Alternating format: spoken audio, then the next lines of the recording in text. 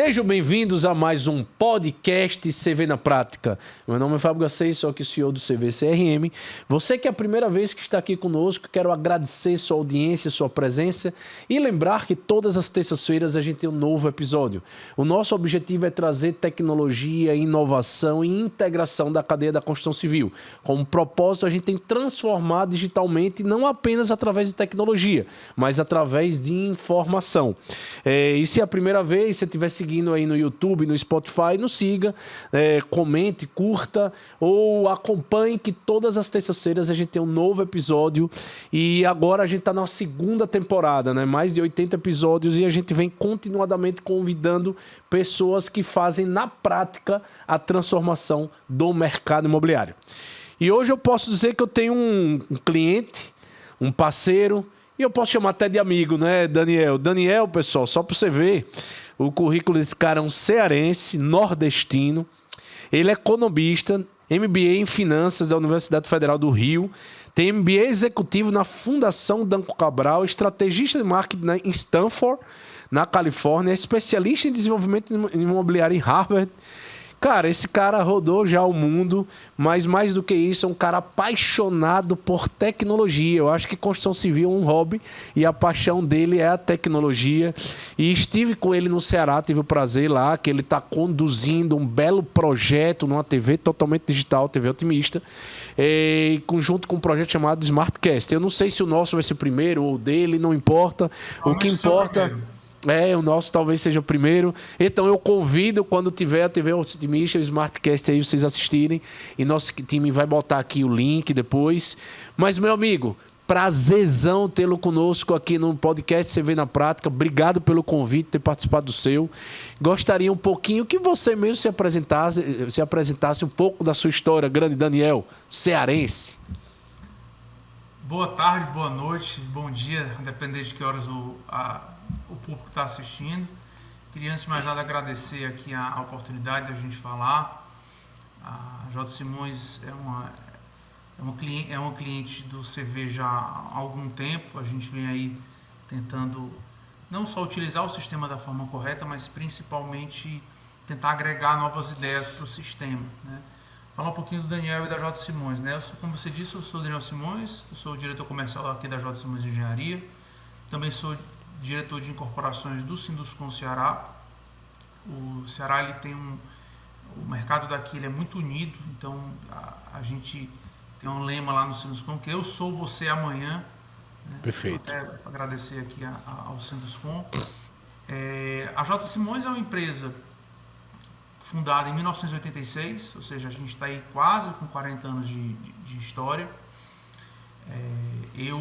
Eu assumi nessa parte de diretoria já há alguns anos, estou aqui há mais de 20 anos na empresa. Tive passagens para o mercado financeiro, tive passagens por outros setores, né? Factoring, banco, financeira, cartão de crédito. Como você mesmo disse, eu sou economista, então a minha entrada na J. Simões é até curiosa, porque eu entrei aqui em 2006, 2007, né? E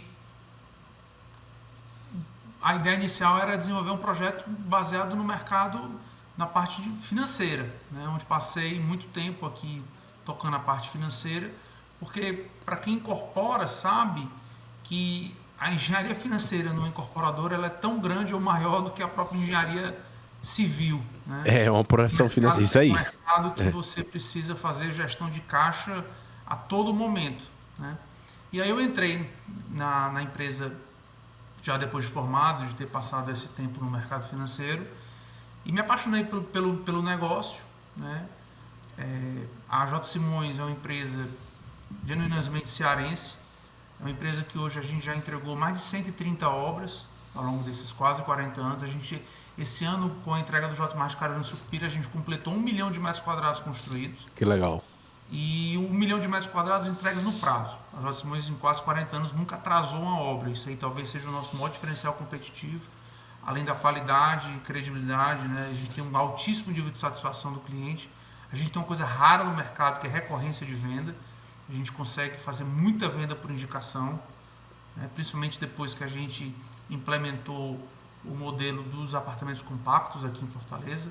Em 2018 para 2019 a gente houve uma alteração no plano diretor que permitiu as unidades compactas, né, em terrenos menores aqui em Fortaleza, e a gente, por ter se posicionado estrategicamente nesse setor, a gente atualmente estamos com 4 empreendimentos entregues da linha J Smart, né, que são apartamentos compactos, aí entre 37 e 65 metros. Temos 4 empreendimentos hoje em construção e temos 4 empreendimentos para lançamento 2024 e 2025. Então a gente vai ter um ciclo aí de 12 empreendimentos compactos lançados, além de linhas secundárias. A gente gosta muito de trabalhar com linha de produto, coisa que a gente aprendeu porque facilita muito o reconhecimento e o entendimento do mercado, não só clientes, mas principalmente corretores de imóveis, de que cada linha ela tem um objetivo. Então hoje a gente tem o J Smart, que são apartamentos compactos que variam aí entre 37 e 78 metros, ou seja, 1, 2 e 3 quartos. São geralmente empreendimentos feitos em terrenos não muito grandes, terrenos que variam aí entre 1.200 a 2.500 metros quadrados, sempre em localizações privilegiadas. Então aqui em Fortaleza a gente explora muito Aldeota, Meireles e Guararapes, né? E lançamos recentemente uma linha secundária, né, de prima irmã do J Smart, que é o J Studios. Esses são empreendimentos mais voltados para o público investidor de fato, então eles são estúdios, né? Temos inclusive uma parceria com a Atlântica Residences, que é a mesma que faz a administração de grandes redes hoteleiras no Brasil inteiro. A gente lançou ano passado nosso primeiro J Studios, e esse ano a gente lança ainda 2, eu acho que um inclusive próximo mês, né? Temos a linha que a gente chama de classe A, que é o J Simões Raiz, né? A gente fez muito empreendimento de alto padrão nos últimos anos, que aí a gente tem vários empreendimentos que, por coincidência ou não, começam com a letra A, né, de classe A. Então, Absoluto, Alta Vista, Azurra e etc. E agora a gente vai lançar um prédio chamado Atmos Aldeota, um prédio com mais de 100 metros de altura, unidades. É o primeiro projeto do Brasil focado em multigerações. É um prédio que a gente vai trabalhar em uma gama muito grande de gerações, né? E vamos próximo ano lançar uma linha chamada J Spot, que vai ser a nossa linha mais econômica, né, com parceria com a Caixa Econômica Federal. Então basicamente essa é a J Simões hoje, né? Nós temos hoje 4 linhas de produto, que a gente explora esse mercado aí fazendo produtos inteligentes, né, extremamente bem localizados e com muito planejamento, muita pesquisa de mercado. E muita economia financeira, muita análise. Deixa eu perguntar, foi sua família, seu pai que construiu depois você entrou, mas ele ainda conduz aí, ele continua na operação, não? Continua. Meu pai eu digo que é o melhor engenheiro do Brasil. Ele gosta muito de obra. Já eu gosto mais de comercial e financeiro, estratégico mais ainda, né? Minha irmã, que também trabalha com a gente, atua no setor financeiro, contas a receber, contas a pagar, mais no dia a dia, e assumiu o jurídico recentemente, que era um setor que estava sob o meu guarda-chuva, mas não estava dando conta. Aí a gente fez uma redistribuição. E Dr. Roberto Costa Lima, que é nosso diretor técnico, também diretor administrativo. Então a gente tem aqui, hoje na J Simões nós temos uma estrutura, eu diria que é um parlamentarismo. A gente tem 4 votos, né, e na dúvida vai pela maioria. Então a gente tem realmente um processo decisório descentralizado, né, mas muito responsável. Até porque todo mundo está, eu digo muito isso, a gente está todo mundo remando para o mesmo lado. Então, empresa que as pessoas, que o ego sobe mais do que a prudência, a gente sabe, o Brasil tem várias histórias aí para corroborar com essa afirmação. E Daniel, a gente até falou no nosso podcast lá e falando aqui sobre essa mudança geracional, né? Que assim, e o legal pelo teu gente, seu pai é apaixonado pelo que ele faz, ele construiu essa grande história, mas deixou pessoas novas que nem você, que trazendo competência e olhando a parte de tecnologia, transformação, economia e back-office no final do dia, que é importantíssimo para qualquer negócio. Show de bola, bela história. E vocês então atuam hoje praticamente em alto padrão, em médio padrão ali, com unidades mais compactas, e vem para o Minha Casa Minha Vida com outra linha no próximo ano. Na verdade, a gente já fez quase tudo, né? A gente já fez Minha Casa Minha Vida, a gente já fez empreendimento de segunda moradia, como construtora, né, no setor de engenharia, a gente fez muitas obras para terceiros, então a gente desenvolveu aqui boa parte do parque industrial do Ceará, Maracanaú e etc., grandes indústrias, Vicunha, Cotesse, a Grendene foi a gente que construiu, né?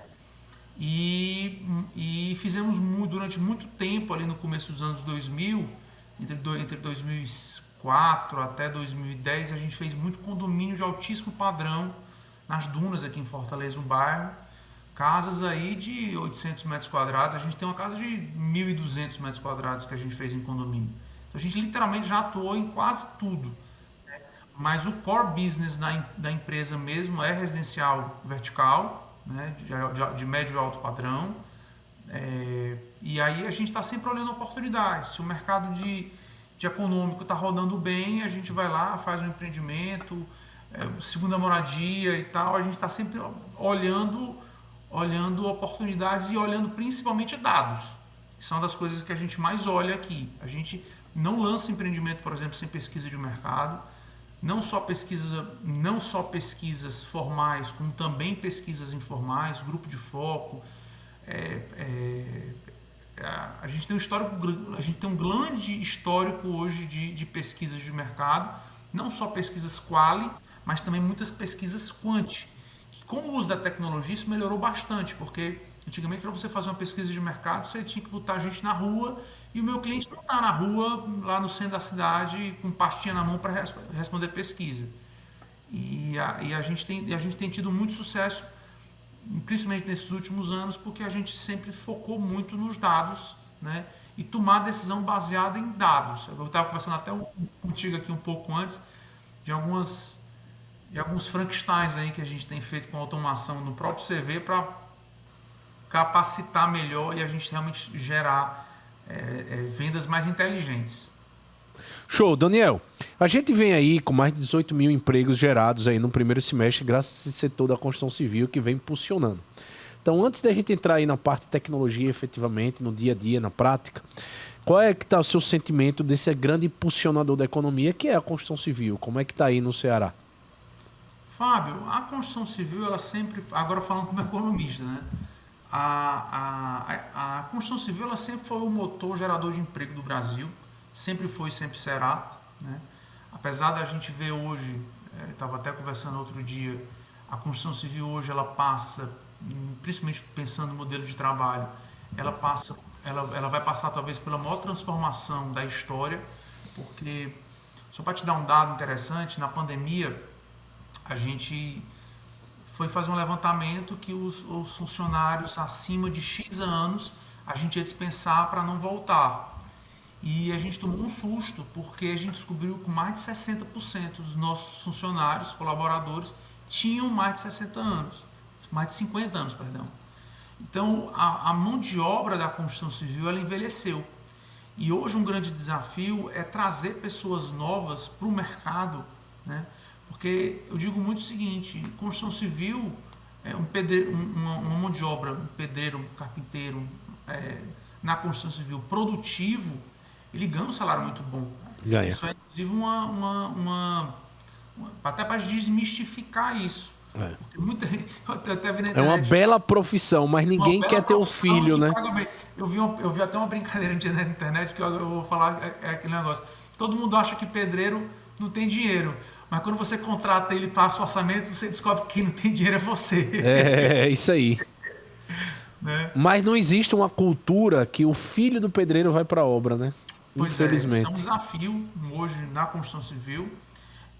A gente tenta aqui internamente industrializar boa parte dos processos, mas a gente sabe que isso não é uma tarefa fácil, até porque você tem que basicamente mudar toda uma cadeia produtiva, né? O Fortaleza, né, Ceará, onde a gente atua, por ser nordestinos, boa parte dos nossos insumos são, abre aspas, importados do Sudeste, né?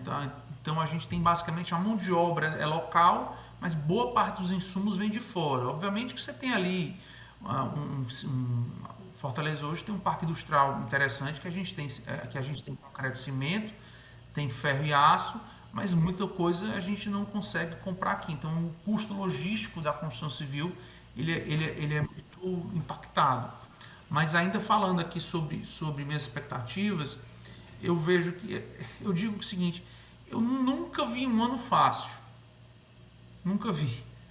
Nesses mais de 20 anos que eu estou aqui, eu nunca. Ah, esse ano foi fácil, esse ano foi bom. Todo ano é desafio. Entra governo, sai governo, a gente vê que o Brasil realmente pode ser. Eu acho que nem o Jesus Cristo no Banco Central vai resolver todos os problemas do Brasil. O que eu acho é que a gente tem que ter sempre muita resiliência, né? Capacidade de inovar, buscar novas soluções para a gente tentar sobreviver num mercado extremamente competitivo, difícil.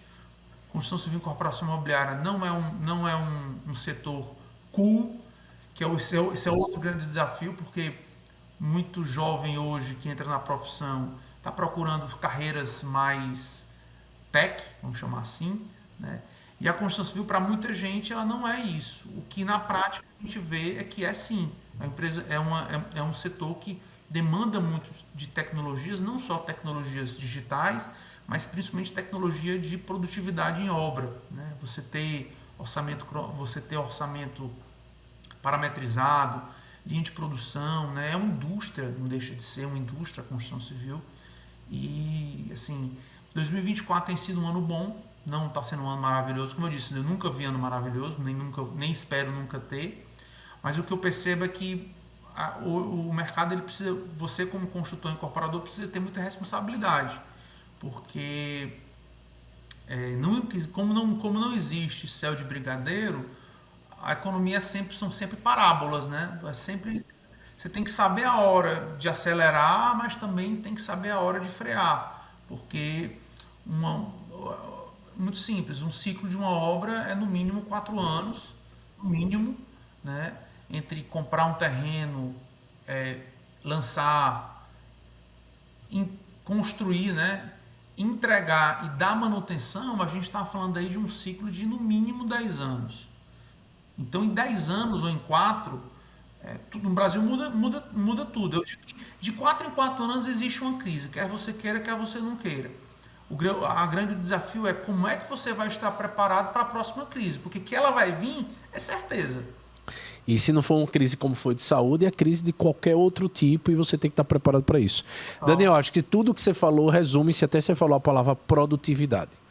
A gente tem que buscar a eficiência e a produtividade, porque realmente a mão de obra cada vez vai ser mais escassa no canteiro. E, como você falou, é uma indústria que aparentemente parece só tradicional, não é, ela já tem a tecnologia embarcada, mas é uma indústria que é de pedra e tijolo, não tem jeito, né? Precisa-se disso.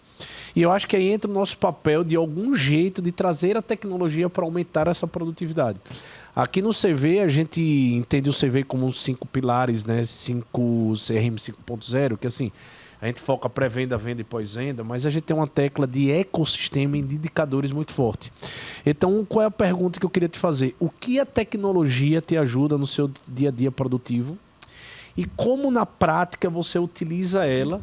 Né? Eu sei que se a gente for olhar aqui numa ótica de uma indústria, é uma indústria muito grande, né? Eu não diria nem complexa, mas grande, desfragmentada. Se eu for falar da obra, a gente vai passar aqui o dia falando, mas vamos focar mais ali no seu dia a dia de vendas e de tecnologia, né?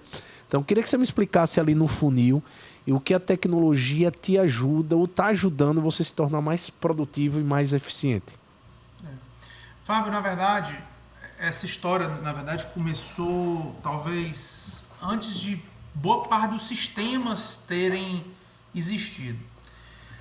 Em 2012, você até citou aí Stanford, em 2012 eu tive a oportunidade de fazer um curso de marketing estratégico em Stanford. E tinha sido a primeira vez que eu tinha tido uma experiência, depois de MBAs e etc., de fazer um curso executivo fora e ver a forma como o mundo olhava marketing. Eu não tenho especialidade em marketing, gosto muito, virou mais do que um hobby. E 2012 foi uma virada de chave para mim, porque eu comecei a entender que marketing era mais do que propaganda. Marketing era entender o comportamento de consumo da população. O cara pode estar comprando caneca ou pode estar comprando apartamento. Tipo assim, as mudanças do consumo, elas influem em todos os mercados. E nessa ocasião, duas coisas me chamaram muita atenção, né? Foram dois cases apresentados lá à época, que um deles era o caso da Volvo, né? A Volvo, só para contextualizar, a Volvo ela concorre com basicamente 3 grandes indústrias alemãs, BMW, Audi e Mercedes. A Volvo é sueca. E a Volvo ficou conhecida como o carro mais seguro do mundo. Foi a empresa que desenvolveu o cinto de segurança e airbag, por exemplo, quando isso não existia. Trazendo isso para a J. Simões, a gente teve uma ideia de criar o primeiro apartamento livre de acidentes domésticos, né? E aí passamos esse final dos anos 2010, né, entre 2010 e 2016, lançando vários apartamentos com o que a gente chamou de celular seguro, que eram 10 iniciativas, desde detectores de incêndio, barra de apoio lateral nos banheiros, pisos antiderrapantes, detectores de fumaça, não sei se eu falei. A gente começou em 2010 a instalar sistema de câmeras nos apartamentos, quando ainda era o tempo de cabeado, né? Hoje em dia é tudo Wi-Fi. E aí isso fez uma mudança de chave muito importante no nosso processo comercial, porque o mercado começou a enxergar a J. Simões não mais como mais uma construtora, mas uma construtora que estava atenta às algumas necessidades específicas da população. E nessa mesma época, eu ouvi pela primeira vez a palavra CRM, né? Pouquíssima gente falava sobre CRM nessa época. Eu lembro que eu até comentei contigo lá no nosso Smartcast, né? Na época eu liguei para o Vitor da Datafocus, né? O Vitor, você conhece bem, lá no Formacom, e disse assim: Vitor, cara, eu preciso implantar um CRM, o que é que você me indica? Aí ele disse: mas você precisa de CRM para quê? Eu digo: rapaz, eu preciso que o meu cliente...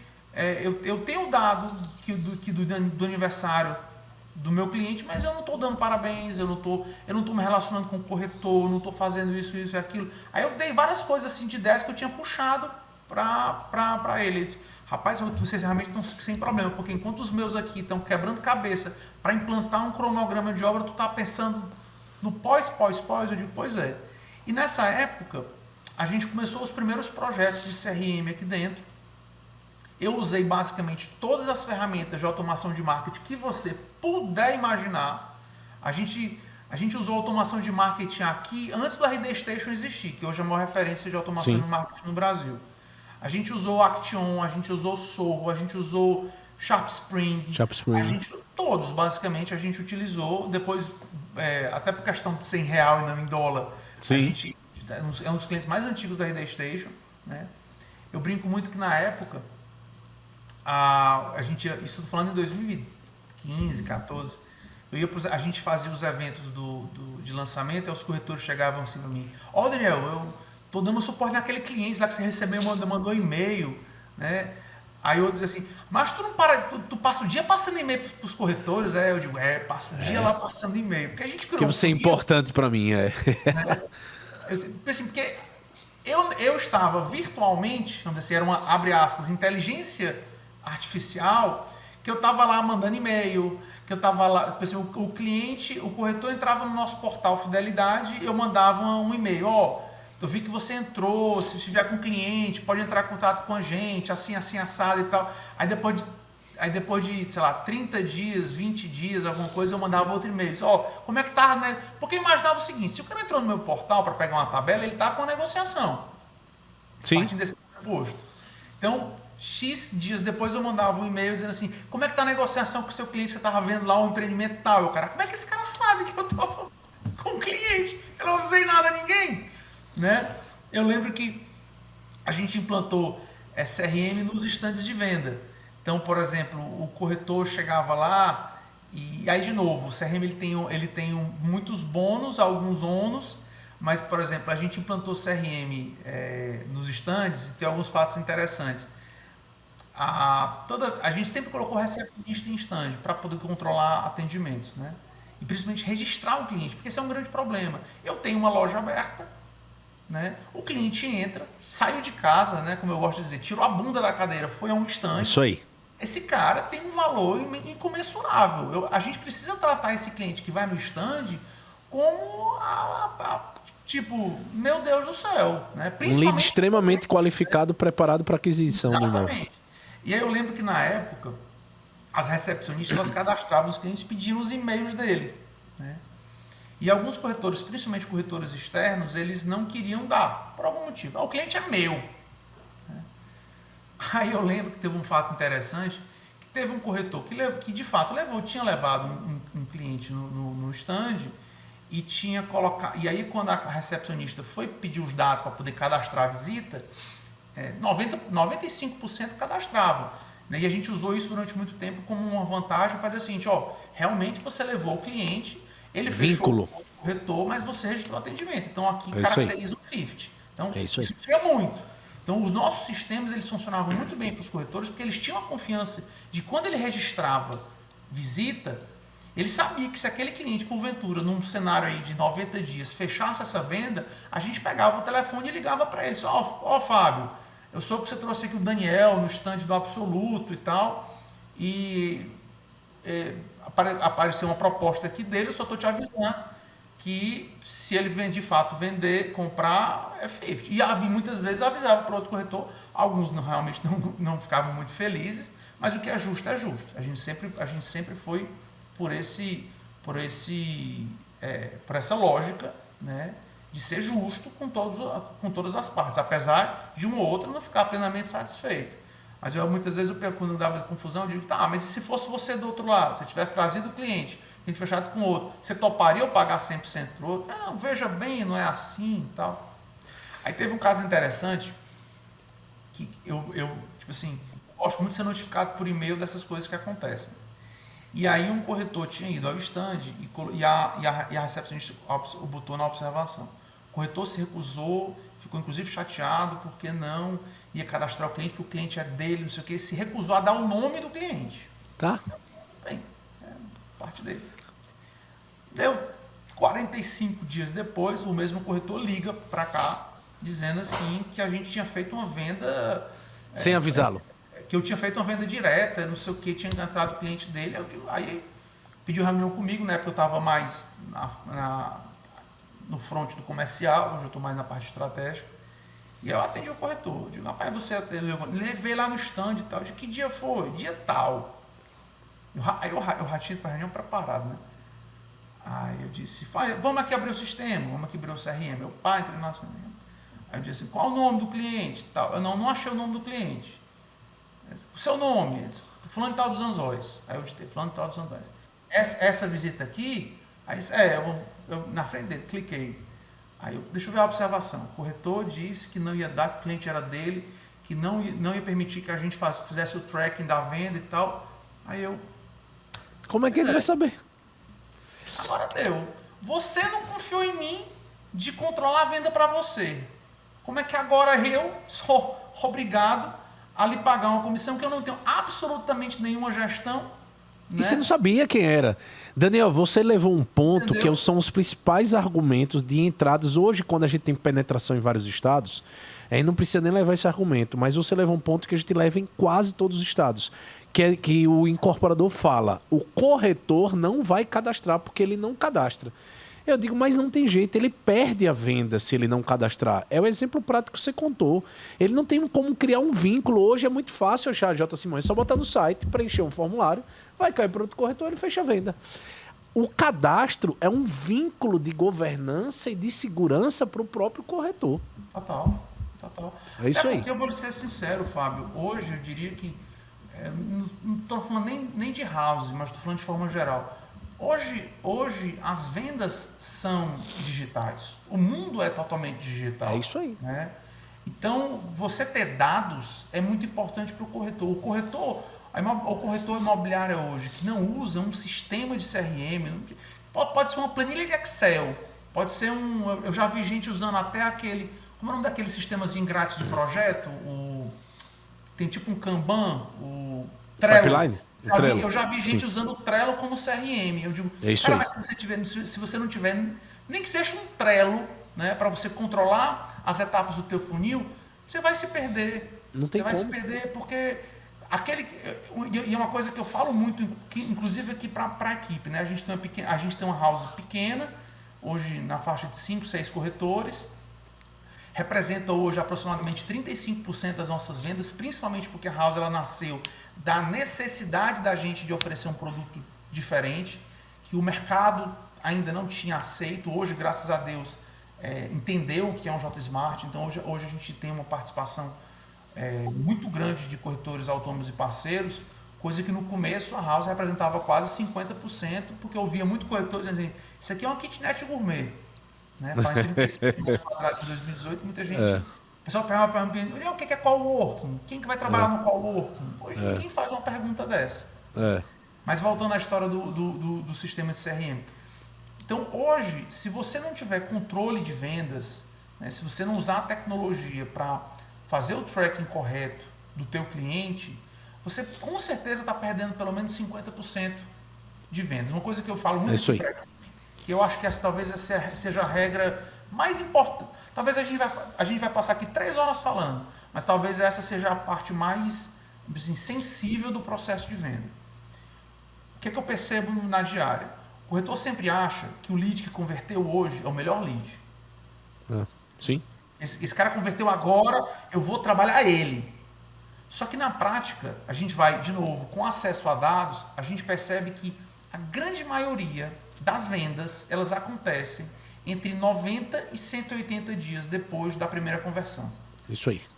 Ou seja, na prática, o lead que entrou pelo Facebook hoje, ele é o pior lead. Você era para, na verdade, estar trabalhando hoje o teu cliente de 90 dias atrás, porque é esse cara que vai comprar. E como lembrar quem é esse cliente, o que ele gosta, quando eu falei com ele, quais foram os argumentos que eu utilizei. Não só isso, viu, Fábio? Não só isso. Tem outro fator muito, muito importante. O processo decisório de compra de um imóvel, né, vou até indicar aqui um livro do meu amigo Bruno Lessa, Jornada de Compra do Imóvel, não sei se você VGV. do portal VGV, gente muito boa, um cara muito querido. Ele fala no livro, tipo assim, dados, né, de qual é e toda incorporadora provavelmente, se for analisar dados, vai encontrar a mesma coisa, que o lead aí, ele compra depois entre 90 e 180 dias. Né? Obviamente tem gente que compra depois, mas isso é muito importante, por quê? Porque o processo de compra de um imóvel, ele é um funil de vendas. Certo? Ele é um funil, não só funil de vendas lá no CV, mas ele é um funil mental do cliente. Por que eu digo que é um funil mental? Eu diria que 90% dos leads que se cadastram pela primeira vez para pedir informação, quando você pergunta quanto é um apartamento, vamos chutar aqui, 50 metros quadrados, aqui em Fortaleza a gente trabalha hoje na casa de 13, 14 mil reais no metro quadrado, que quando ele descobre e leva a primeira informação que uns 50 metros quadrados na Alto Meireles custa mais de 700 mil reais, ele, meu Deus do céu, não sei o quê, não. Aí muitas vezes o corretor vai lá e pum, descarta, sem perfil financeiro. É isso aí. Porque ele tomou o primeiro susto. Ele disse, não, esse apartamento, já escutei, né? Esse apartamento é de ouro, não, cara, aí some. Só que esse cara, na hora que ele converteu aqui na J. Simões, na mesma semana, ou no mesmo dia, ou na mesma hora, ele também converteu em outra construtora. Isso ou aí. num portal, né? Um corretor começou a atender. Aí ele perguntou, quanto é o de 50 metros? Esse rapaz, 700 mil. Quanto é o de 50 metros? 700 mil. Quanto é 750, o outro 680. Aí ele começa a rapaz, a referência é essa. O preço é esse mesmo. Aquele negócio. Ou eu não tenho dinheiro para comprar, ou eu vou ter que comprar uma coisa menor, talvez em outro bairro, etc. E tal. Aí ele passa por um processo que a gente chama de descobrimento. Ele vai entender. Minha renda é essa, eu posso isso aqui. E esse cara geralmente volta com 30 dias, volta com 60, volta com 90. Dessa vez mais preparado. Mais educado, vamos dizer assim. Não educado do ponto de vista de gentileza e educação, mas mais com maior conhecimento do mercado, com outra maturidade do mercado. Da realidade de mercado. E aí que esse cara vai comprar. E aí que esse cara vai comprar, por quê? Porque ele já entendeu que ele não consegue comprar. Aquele negócio, todo mundo quer comprar um apartamento. Eu brinco muito aqui. Todo mundo quer comprar um 3 quartos com 2 vagas no Meireles por 400 mil reais. Todo mundo quer. Todo mundo. Esse produto não existe. Né? E aí, Meireles, só para corroborar, o bairro mais caro aqui de Fortaleza, Deoto e Meireles, onde a gente atua mais. E aí, é exatamente isso. Se você não tiver controle dos seus atendimentos, e principalmente os atendimentos que você fez há 90 ou 180 dias depois, esse cliente, esse lead, né, que vai virar um cliente, se você não der o follow-up dessa venda, ele provavelmente ou vai comprar com outra consultora, mas com certeza vai comprar com outro corretor.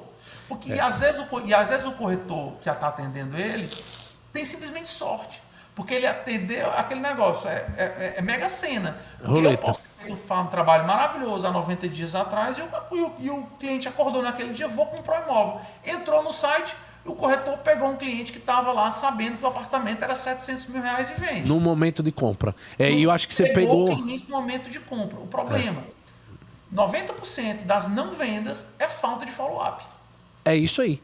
Excelente explicação. E o que a gente identifica dentro do CV, tá? A quantidade de leads esquecidos. Então, é utilizar o CRM a seu favor. Mas eu só vou dizer uma coisa. Aí também, senão a gente ia passar o dia aqui falando sobre técnicas, porque você olha, o discovery do corretor, o momento de descoberta desse lead, porque o corretor já olha lead como existe lead ruim. Não existe. O que existe, Daniel, é não ter lead. Todo lead é um lead bom e é um lead potencial e é um comprador de imóvel. Então, naquele momento, se eu dissesse, Daniel, eu identifiquei aqui, mas está muito caro. Veja, na região, o metro quadrado em geral é assim, assim, assim, assado. Eu sugiro você pesquisar. Quer que eu faça esse trabalho para você aqui? Então, normalmente, a gente está preparado para dizer, é caro mesmo, vou lá e cancelo o Lost. E aí, como você falou, volta novamente aquele lead com um momento de compra, aplica uma roleta, vai para outro corretor, ele só apresenta e vende.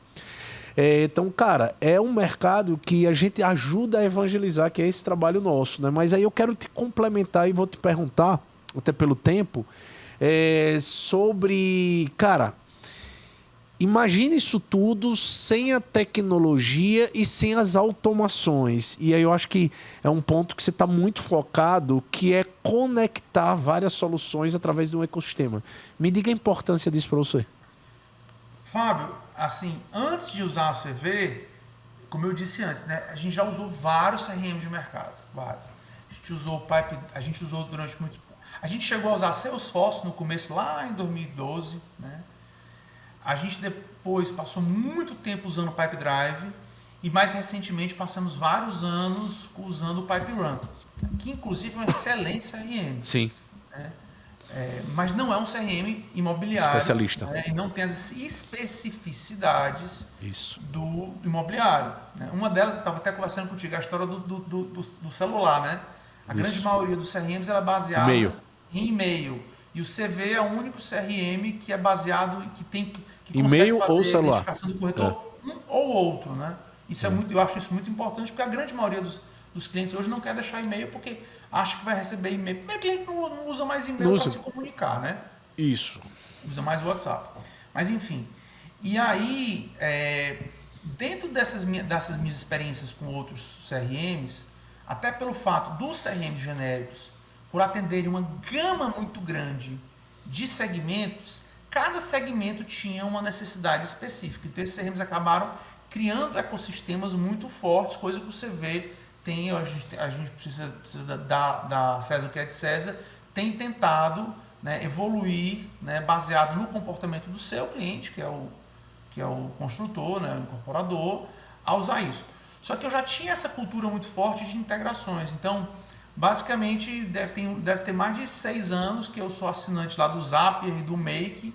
Tive que aprender na marra o que é um JSON para poder fazer algum tipo de integração. Mais recentemente, o meu amigo ChatGPT tem me ajudado muito, graças a Deus. Né?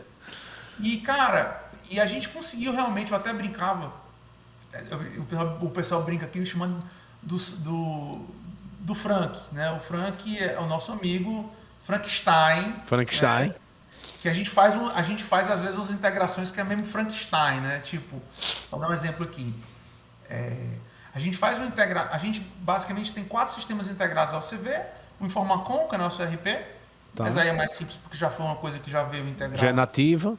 Quando a gente absorveu. A gente integrou ele com uma ferramenta de WhatsApp, que chama ZapGuru, o ChatGuru, perdão, lá do Fernando.